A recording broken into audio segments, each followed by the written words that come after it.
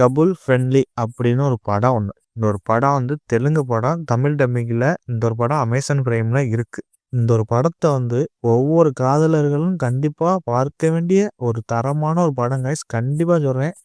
இப்படி ஒரு ட்விஸ்ட்டு வந்து லாஸ்ட்டில் வந்து நம்மளை கண்கலங்கிற அளவுக்கு அழுக வச்சிருவானுங்க.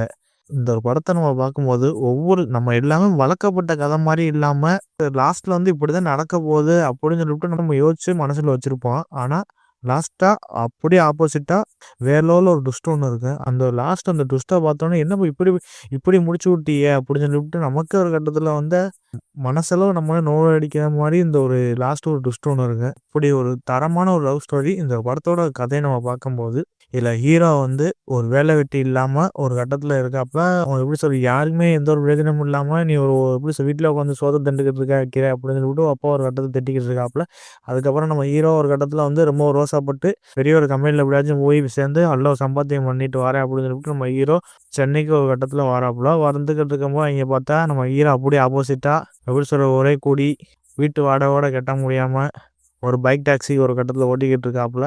அதுக்கப்புறம் ஹீரோயினி ஒரு கட்டத்தில் வந்து நம்ம ஹீரோ வந்து ஒரு கட்டத்தில் மீட் பண்ணுறாப்புல. அவங்களுக்கும் கொஞ்சம் யதார்த்தமான அந்த பைக் டாக்ஸியில் வந்து ஒரு கட்டத்தில் வந்து பழக்கம் ஏற்படுது. பழக்கம் ஏற்பட்டது அப்புறம் நம்ம ஹீரோயினி ஒரு கட்டத்தில் வந்து ரூம் இல்லாமல் ஒரு கட்டத்தில் வந்து அவதிப்படுவாப்புல. அதுக்கப்புறம் நம்ம ஹீரோ ஒரு கட்டத்தில் வந்து ஹெல்ப் பண்ணுவாப்புல.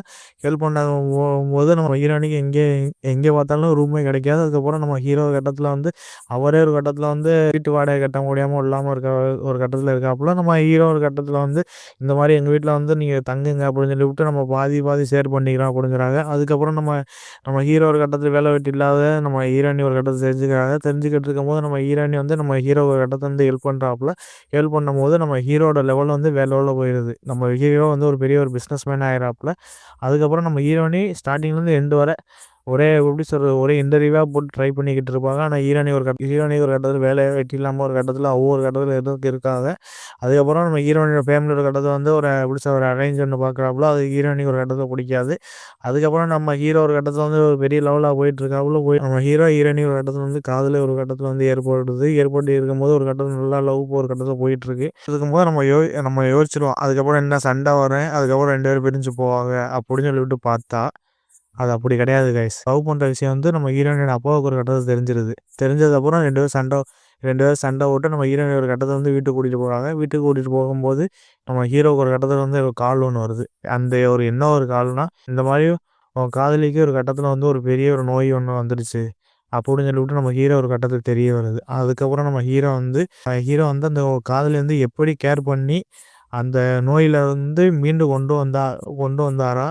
அதுக்கப்புறம் நம்ம ஹீரோயினிக்கு எதனால எப்படி பிரச்சனை ஆச்சு அப்படின்னு சொல்லிட்டு நம்ம ஹீரோ வந்து ஹேண்டில் பண்ணுற விஷயம் தாங்க இந்த ஒரு படத்தோட ஒரு கதையாக இருக்கும். அதை பார்க்கும்போது நம்ம ஸ்டார்டிங் நம்ம நினச்சிருப்போம் இப்படி நடந்து இப்படி முடியும் அப்படின்னு சொல்லிவிட்டு எல்லா படத்துலையும் வளர்க்கப்பட்ட கதை மாதிரி தான் இதில் போகும்னு பார்த்தா அப்படி கிடையாது கைஸ். நீங்கள் படத்தை மஸ்ட் நீ உட்காந்து பாருங்கன்னு சொல்கிறேன். ஏன்னா இந்த ஒரு படம் இப்படி ஒரு ட்விஸ்ட்டு நம்ம வாழ்க்கையில நினைச்சிருக்கவே மாட்டோம்.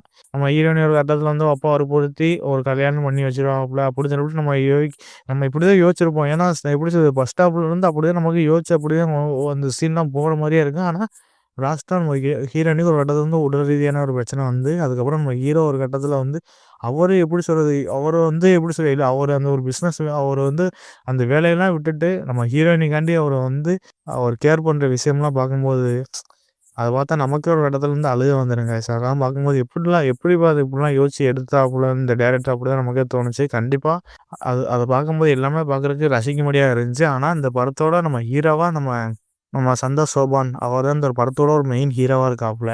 கோழி இப்போ ஒரு கட்டத்தில் வாயில் வச்சுக்கிட்டு ஒரு கட்டத்தில் வந்து எப்படி சொல்ற வேலை வெட்டி இல்லாமல் ஒரு பக்கத்தில் பைக் டாக்ஸியை ஓட்டி அதுக்கப்புறம் ஒரு பெரிய ஒரு பிஸ்னஸ் மேன் ஆகி அதுக்கப்புறம் காதலியை வந்து எப்படி சொல்லி ஒரு கட்டத்தில் வந்து சண்டை சச்சரவு ஒரு கட்டத்தில் வந்து இப்போ விட்டுட்டு போயிட்டு இன்னொரு பொண்ணை வந்து கரெக்ட் பண்ணிடாப்புல அப்படின்னு பார்த்தா நம்ம ஹீரோ வந்து எனக்கு அவள் தான் எனக்கு வேணும் அப்படின்னு சொல்லிவிட்டு ஒரு கேர் பண்ணுற விஷயம்லாம் பார்க்கும்போது நமக்கே கண்கலங்கிற அளவுக்கு அந்த சீனாக இருக்குங்க. அதை பார்க்கும்போது நம்ம ஹீரோவோட ஆக்டிங் கண்டிப்பாக இல்லை வேறு லெவலில் சூப்பராக நடிச்சு கொடுத்துருக்காப்புல. அதெல்லாம் பார்க்கும்போது எல்லாமே ரசிக்கும்படியாக இருந்துச்சு. அதுக்கப்புறம் இந்த ஒரு படத்தோட மெயின் ஹீரோயினியாக நம்ம மித்ரான்னு ஒரு கேரக்டர் ஒன்று வரும். நம்ம மானசா வாரணாசி அவள் தான் இந்த ஒரு படத்தோட ஒரு மெயின் ஹீரோயினியாக இருக்காங்க. அவள் ஸ்டார்டிங்லேருந்து எண்டு வரை பார்க்கறதுக்கு ஒவ்வொரு ஃப்ரேமாக பார்க்கும்போது எல்லாமே பார்க்கறதுக்கு க்யூட்டான ஒரு சின்ன சின்ன விஷயம்லாம் அவ பண்ணுறதெல்லாம் எல்லாமே பார்க்கறதுக்கு ரசிக்கும்படியாக இருந்துச்சு. ஆனால் லாஸ்ட்டில் என்னம்மா இப்படி ஒரு ட்விஸ்ட் ஒன்று இந்த டைரக்டர் உனக்கு வச்சுட்டாப்லையே அப்படின்னு சொல்லிவிட்டு நம்மளே ஒரு கட்டத்தில் வந்து ஏன் இப்படி முடிச்சு விட்டியே அப்படின்னு சொல்லிவிட்டு நமக்கு ஒரு கட்டத்தில் மனசை நோவா வச்சுட்டானுங்களே அப்படின்னு சொல்லிட்டு நமக்கு ஒரு கட்டத்தில் தோணுச்சு. மித்தபடி நம்ம ஹீரோனி ஆக்டிங் வந்து எல்லாம் பார்க்குறதுக்கு சூப்பராக நடிச்சு கொடுத்துருக்காங்க. ஆனால் இதில் மெயினாக இந்த ஒரு படம் வந்து தெலுங்கு படம். ஆனால் இந்த ஒரு படம் வந்து இந்த ஒரு படத்தை வந்து முழுக்க முழுக்க சென்னை ரீதியான அந்த இடத்துல வந்து இந்த ஒரு படத்தை சுட்டி இந்த ஒரு படத்தை எடுத்து வச்சிருக்காங்க. ஆனால் மெயினாக இது ஏகப்பட்ட தமிழ் ஆக்டர்லாம் இந்த ஒரு படத்தை நடிச்சிருக்காங்க. அதெல்லாம் பார்க்கும்போது நம்ம யோகி பாபு, நம்ம சுனில் ரெட்டி ஒவ்வொன்றாம் ஒரு படத்தை வந்து காமெடி பண்ணுறதெல்லாம் எல்லாம் பார்க்குறதுக்கு எல்லாமே ரசிக்கும்படியாக இருந்துச்சு. அதுக்கப்புறம் இந்த ஒரு படத்தோட இதில் ஏகப்பட்ட அப்படி தெலுங்கு ஆக்டர்லாம் நடிச்சிருக்கா. அதுலேருந்து எல்லாம் பார்க்குறதுக்கு ரசிக்கும்படியாக இருந்துச்சு. மித்தபடி இந்த ஒரு படத்தோட மெயினாக நம்ம நம்ம அஸ்வின் சந்திரசேகர் அவர் தான் இந்த ஒரு படத்தோட ஒரு டைரக்டர் இருக்காப்புல. இப்படி இந்த ஒரு படத்தை நம்ம ட்ரெய்லரில் பார்க்கும்போது என்ன வழக்கப்பட்ட ஒரு கதையை மாதிரி தான் இந்த ஒரு படத்தை போட்டு எடுத்து வச்சிருக்காப்புலையே அப்படின்னு சொல்லிவிட்டு போய் பார்த்தா அப்படியே ஒரு வேறு மாதிரியான ஒரு கதையம்சத்தை போட்டு இந்த டைரக்டர் வந்து எடுத்து வச்சிருக்காப்புல. கண்டிப்பாக ஒரு கட்டத்தில் வந்து பாராட்டியே ஆகணும்.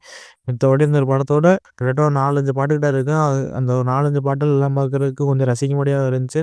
அது மெயினான அந்த மியூசிக் டைரக்டர் ஒரே பிஜிஎம்மாக போட்டு வேற ஒரு சம்பவம் பண்ணியிருக்காப்புல. நம்ம ஆதித்யா ரவீந்திரன் அவரே அந்த ஒரு படத்தோட இசையமைப்பாளராக இருக்காப்புல. கண்டிப்பாக ஒரு கட்டத்தில் வந்து வாழ்த்து தெரிவிக்கணும். ஏன்னா எல்லாம் பார்க்குறதுக்கு பேக்ரவுண்ட் ஸ்கோர்லேருந்து பிஜிஎம்லாம் எல்லாம் போட்டு சூப்பராக கண்டிப்பாக அந்த ஒரு படம் ஒரு ஒர்த்தபுளான ஒரு மஸ்ட் வாட்சான ஃபிலிமு. ஆனால் இந்த ஒரு படம் வந்து தியேட்டரில் வந்து இந்த ஒரு படத்தை வந்து நம்ம பார்க்காம விட்டுட்டோம். ஆனால் இந்த ஒரு படம் வந்து அமேசான் பிரைமில் வந்து அவைலபிளாக இருக்குது. முக்கியமாக தமிழ் டப்பிங்கோடு இருக்குது. கண்டிப்பாக இந்த ஒரு படத்தை வந்து மிஸ் பண்ணாதீங்க கைஸ். அப்படி ஒரு ஒர்த்தபுளான ஒரு மஸ்ட் வாட்சான ஒரு லவ் ஸ்டோரி கண்டிப்பாக இந்த ஒரு படத்தை